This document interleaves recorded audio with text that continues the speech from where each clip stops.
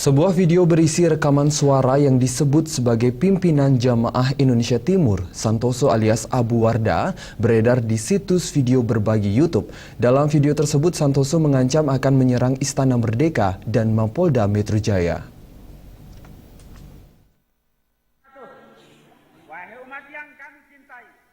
Tidak hanya di Eropa, ancaman aksi teror juga terjadi di Indonesia. Ancaman itu diduga berasal dari kelompok teroris Santoso.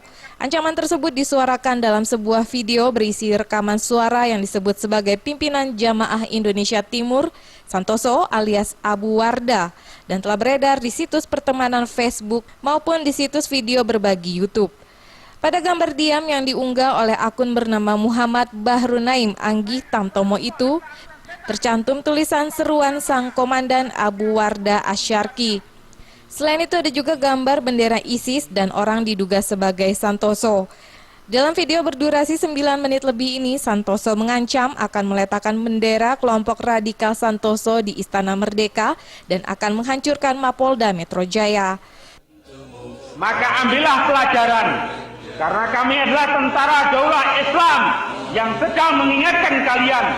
Dan kalian percaya atau tidak percaya, suka atau tidak suka, rela atau tidak rela, panji hitam ini akan berkibar dengan izin Allah di atas Istana Merdeka dan akan kami hancurkan Polda Metro Jaya.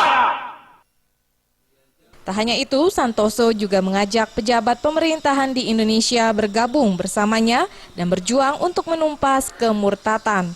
Jika pejabat pemerintahan di Indonesia mengabaikan ajakan ini, maka menurut Santoso, tidak menutup kemungkinan para pejabat pemerintahan akan berujung kematian, seperti yang terjadi di Irak dan Mesir.